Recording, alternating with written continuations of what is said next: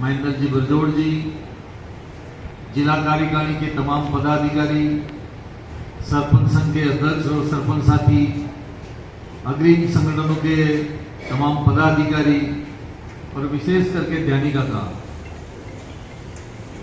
Media के साथियों, सभी दोस्तों और मित्रों,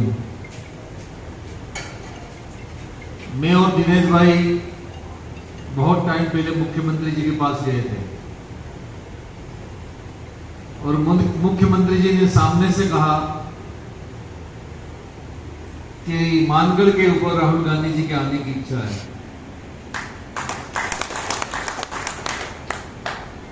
और उसी वक्त हम दोनों भाई ने लिख के दे दिया मुख्यमंत्री जी को, 1 महीना 1.5 महीना पहले की बात है। और राहुल गांधी जी तक मानगढ़ का नाम गया और वागड़ में आने की बात हुई। सबसे पहले हम बेणेश्वर गए, बेणेश्वर के बाद हम बांसुरा गए और मानगढ़ गए। ये तीनों ही नाम हमने मुख्यमंत्री जी को लिख के दे दिए। इन तीनों स्थानों के ऊपर कहीं पर भी राहुल गांधी जी आएंगे, भीड़ की कोई कमी नहीं आने देंगे और जबरदस्त मीटिंग करके बताएंगे। मानगढ़ का नाम तीसरे स्थान पे था, लेकिन जैसे ही राहुल गांधी जी के बाद में 3 नाम गए, उन्होंने खुद अपने कलम से राइट किया कि मैं आदिवासी दिवस के ऊपर मानगढ़ जाना चाहता हूं। माननीय राहुल गांधी जी की उपस्थिति में सीएम साहब ने एक बात कही थी कि माननीय प्रधानमंत्री जी मानगढ़ आए। गुजरात, राजस्थान, मध्य प्रदेश 3 राज्यों के मुख्यमंत्री मानगढ़ आए और पहले से ही प्रधानमंत्री जी ने एक ऐसी हवा बनाई कि मानगढ़ को राष्ट्रीय स्मारक घोषित करेंगे। और हम भी पूरी तैयारी के साथ मुख्यमंत्री जी के साथ मानगढ़ गए कि आज मानगढ़ राष्ट्रीय स्मारक घोषित हो जाएगा। जब बोलने का नंबर लगा प्रधानमंत्री जी का, अभी बोलेंगे, अभी बोलेंगे, अभी बोलेंगे, अभी बोलेंगे, और लास्ट में कह दिया कि महाराष्ट्र, गुजरात, मध्य प्रदेश, राजस्थान 4 राज्य मिल के काम करेंगे और मानगढ़ का विकास करेंगे। इसके अलावा एक शब्द नहीं बोला। जितने लोग मानगढ़ पे आए थे और जितने लोग घरों में टीवी में बैठे थे, इन सब लोगों में निराशा हो गई। और राहुल गांधी जी ने इसीलिए कहा कि 17 नवंबर 1913 में देश की आजादी का बुगुल बजाया हो गोविंद गुरु जी ने और आदिवासियों ने, जहां पर 1,500 के आसपास लोग शहीद हो गए हो, उस धरती को विकसित करने का काम अशोक गहलोत साहब ने सबसे पहले किया। और इसलिए राहुल गांधी जी ने कहा कि कम से कम मैं इस मानगढ़ की धरती के ऊपर जाऊं और पूरे मुल्क के अंदर, बल्कि पूरे दुनिया में इस संदेश को पहुंचाऊं कि मानगढ़ की धरती देश की आजादी की धरती है, जहां पर 1,500 कुर्बान हुए हैं गरीब आदिवासी। उस स्थान के ऊपर जाके उनके दिलों को मैं छूऊं और उनको आनंद भी आएगा कि आज हमारे इस आदिवासी दिवस के ऊपर राहुल गांधी जी और राजस्थान की पूरी सरकार यहाँ पे आई है। इस भावना के साथ में राहुल गांधी जी यहाँ पे आ रहे हैं। और उसके साथ ही साथ यह भी तय है कि 9 अगस्त के दिन ही राजस्थान के अंदर 4थी बार अशोक गहलोत का नारा लगेगा, 4थी बार अशोक गहलोत। और इतनी बड़ी शक्ति पीठ है जहां पर आज भी आजादी की रूह बोलती हो, उस स्थान से क्रांति पैदा होगी।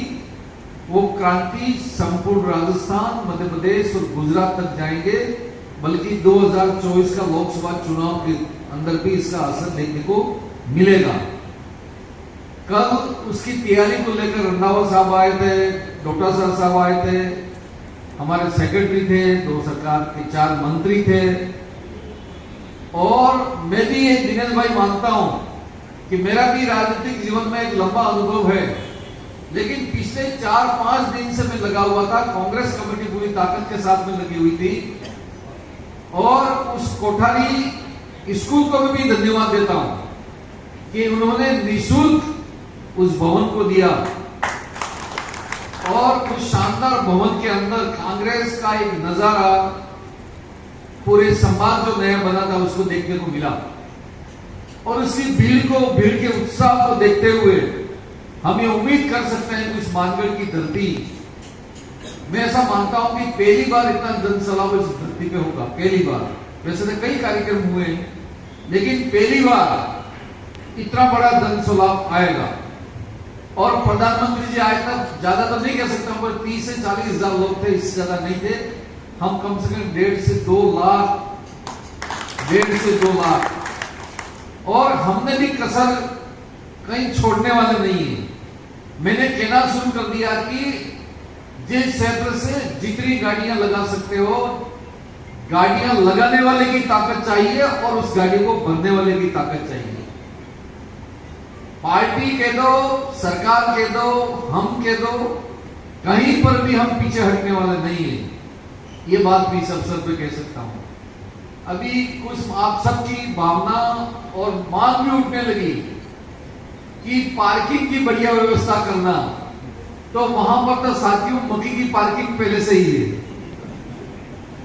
इसलिए मेहरबानी करके, आप कह रहे हो हम 5,000 लेके आएंगे, हम 10,000 लेके आएंगे, वो सब अच्छी बात है, लेकिन अगर इस टाइम तक भी वहां लेट हो गए तो मेहरबानी करके पहाड़ी पे नहीं आ पाओगे आप।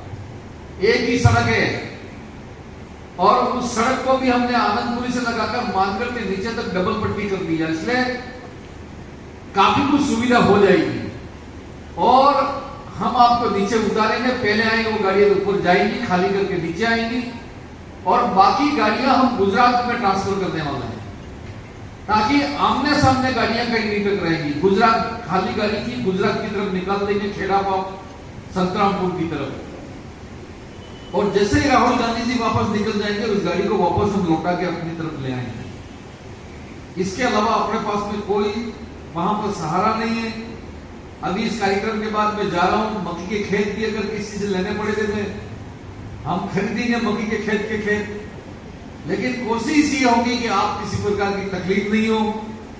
और जैसे दिनेश भाई ने कहा है कि हमारा नेता जब 3,500 से 4,000 किलोमीटर पैदल चल सकता है, तो एक दवा आज रात्रे है अपने 8 तारीख ने रात्रे हाजिर रोटो વધારે કરાવી દીધું, નમક નાખીને રોટો કરાવતો, તાકી કમ से कम रोटो આપણો ટાડો ખાઈ શકે, नहीं तो गोल મળેગા, गोल तो मक्की रोटो तुम तारा झापुटी ने खाई लिया तो पानी की जरूर व्यवस्था वहां पे होगी। और रुक गए तो मेरे आनंदपुरी में इतनी होटल भी नहीं कि आपको पकड़ खिला सके, इतनी पब्लिक होने वाली है। शायद मुझे ऐसा लगता है कि आपके और हमारे जीवन में पहली बार भीड़ क्या होती है इसको हम देख पाएंगे। इतनी भीड़, इतना उत्साह लोगों में है। और निश्चित रूप से यहां से एक संदेश जाएगा कि चौथी बार अशोक गहलोत साहब राजस्थान के मुख्यमंत्री बनेंगे और 2024 के अंदर कांग्रेस का राज देश के अंदर आने वाला है।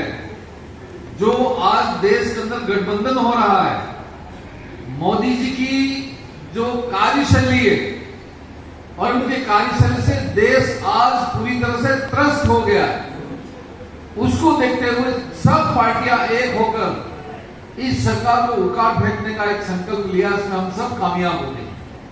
और मैं एक बात और बता देता हूं कि मनमोहन सिंह जी ने पूरे 10 साल किए, पूरे 10 साल। तो अगर इन लोगों ने भी अगर बाई में 10 साल कर लेते हैं तो कोई मील नहीं मार रहे। और इंदिरा जी तो 17 साल तक लगातार अकेली ने राज किया इस देश के अंदर। तो भारतीय जनता पार्टी कोई तोप नहीं है, कोई ताकत इतनी बड़ी नहीं है। जो उन्होंने वायदे किए थे उसमें नाकाम हो रहे हैं। जैसा भी दिनेश भाई ने कहा कि हम नहीं सहेंगे राजस्थान को, नहीं सहेंगे, तो मैं पूछना चाहता हूं कि माननीय मुख्यमंत्री जी ने 3 महीना तक महंगाई राहत कैंप करके हम 200 एमएलए हैं, एक एमएलए में दिन में 3 कैंप हो रहे थे, तो दिन के 600 कैंप हो रहे थे। एक कैंप के अंतर्गत 3,000 लोगों को लाभ हो रहा था, तो 3,000 × 600 इतने लोगों को पर डे लाभ हो रहा था। तो क्या आप पेंशन 500 की 1000 कर दी, ये नहीं सह रहे हो? क्या हमारा 10 लाख रुपया दुर्घटना बीमा कर दिया, ये आपसे सहा नहीं जा रहा है? 25 लाख रुपया चिरंजीवी में कर दिया, यह आपको नहीं सहा जा रहा है। किसानों की घर की बिजली हो या कुएं की बिजली हो, इसको माफ कर दिया। मेरे भी घरवाली एक दिन कह रही थी कि इस बार तो अपने 14,000 आता था, लेकिन इस बार तो 1100 रुपया आया है। 1100 रुपया सरकार के मंत्री घर भी 1100 रुपया आया है। आप उससे समझ सकते हो कि सबसे कोई बड़ा लाभ हुआ तो लाइट के अंदर हुआ है। ये कोई कम बात है? काम दे दूं, मैं 2 पशु मरते हैं तो उसका बीमा है। सागवाड़ा में कोई काम से व्यक्ति जल्दी आ गया या हॉस्पिटल काम से ही आ गया और घर पे खाने नहीं मिला, बीमार आदमी को लेके आना है, तो हॉस्पिटल में तो फ्री में दवाई हो रही है। और हॉस्पिटल के बाहर ये नरेंद्र भाई यहां बैठा हुआ है, 8 रुपये भोजन मिल रहा है। दिन भर दवाई कराओ और हाथे कोई शक हुए घेरवाड़े नहीं काटे तो खाई दो, जाके 100 जना चुपचाप, फिर झगड़ा करना तो दूसरे दिन बात करेंगे वो। इससे बढ़िया क्या राज हो सकता है? किसी जमाने में हमने सुना था कि भोजन मिल रहा है सस्ता। मैं एक बार अमेरिका गया, तब मुझे पता लगा था कि पेंशन भी मिलती है वहां पे। और अमेरिका में पेंशन वाले अलग से चुनाव लड़ते हैं। वो पेंशन अमेरिका की पेंशन थी, वो हमारे राजस्थान में आ गई।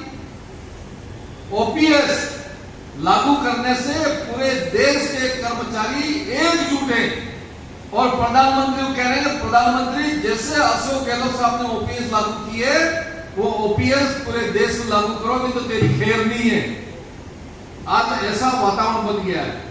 गुजरात के लोग चुपचाप आके राजस्थान की व्यवस्थाओं को, सरकार की लोक कल्याणकारी योजनाओं को देख के जा रहे हैं और उस योजनाओं को गुजरात में लागू करने की कोशिश कर रहे हैं। मानगढ़ के ऊपर माननीय मुख्यमंत्री जी ने प्रधानमंत्री जी के सामने राजस्थान की एक एक योजना गिन के बता दी और इसके बाद उनके सामने उन्होंने कहा कि प्रधानमंत्री जी राजस्थान नंबर 1 के ऊपर हो गया है, गुजरात मॉडल खत्म हो चुका है। कि प्रधानमंत्री के सामने माननीय मुख्यमंत्री जी ने कहा ऐसा राज्य हमारा बना है।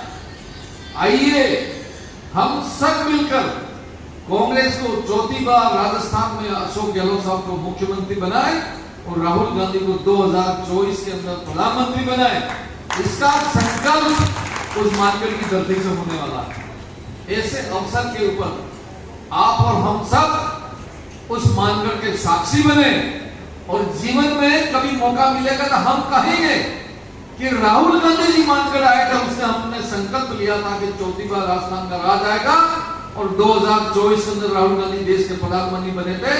ये हमने संकल्प लिया था और संकल्प हमारा 2024 में पूरा होगा। ऐसा आनंद और ऐसा मजा आने वाला है।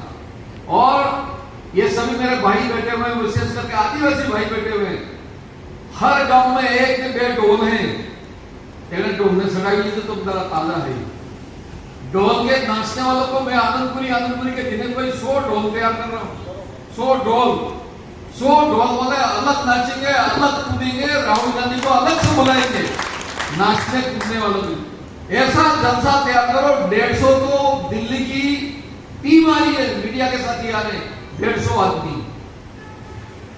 वो 150 के 150 क्या लिखेंगे, पूरा देश भी देखेगा, पूरा देश भी पढ़ेगा और दुनिया भी देखेगी कि मानगढ़ कोई चीज है। और मानगढ़ के ऊपर राहुल गांधी जी ने डंका बजाया, वो डंका पूरे देश के अंदर बजेगा। इतना बढ़िया कार्यक्रम हो रहा है। वो मेरा विधानसभा क्षेत्र है। आप सबका मैं स्वागत करता हूं, अभिनंदन करता हूं और निमंत्रण देता हूं। मने वहां तक आपको कोई तकलीफ को नहीं आने देंगे। यही बात कहकर अपनी बात को समाप्त करता हूं। बहुत बहुत धन्यवाद। जय हिंद, जय भारत। हमारे जिला कांग्रेस सेवा दल के अध्यक्ष भाई गौतम जी पंड्या से अनुरोध करता हूं कि आभार प्रकट करें। सम्मान्य हमारे देश के नेता राहुल जी के कार्यक्रम की रूपरेखा जो सुरभि कॉम्प्लेक्स में आज बैठक का आयोजित किया गया, उसमें उपस्थित हमारे राजस्थान के कैबिनेट मंत्री सम्माननीय मालवीय साहब, इसी कड़ी में एआईसी सदस्य हमारे फडणिया साहब, हमारे जिले की बात यहाँ पर रखी है। मैं भी उसमें थोड़ा मेरी बात भी रखना चाहता हूँ कि वास्तव में आदिवासी दिवस है। उस दिन अलग अलग प्रकार के हर जगह कार्यक्रम होंगे, इसलिए मेरा आप सभी कार्यकर्ताओं से निवेदन है, यहाँ पर पदाधिकारी जितने भी बैठे उनसे भी आग्रह है कि जो 9 तारीख को अपने को जाना है, इसलिए बिल्कुल रजिस्ट्रेशन और मोबाइल नंबर किया जाए। और कितने लोग बस में आए, हवा में बात करने से कोई होने वाला नहीं है, क्योंकि उस समय गाड़ियों की भी दिक्कत होती है। कल या परसों 2 दिन के अंदर रजिस्ट्रेशन किया जाए और लिस्ट इस ऑफिस में आनी चाहिए। तो अपने को गाड़ी की जो भी व्यवस्था कमी पीछी होती है वो पहले से ही की जाए। बाकी हमारे सरोदा सर्कल और ब्लॉक सागवाड़ा से हम अधिक से अधिक संख्या में लोग वहां पर मानगढ़ ले जाएंगे।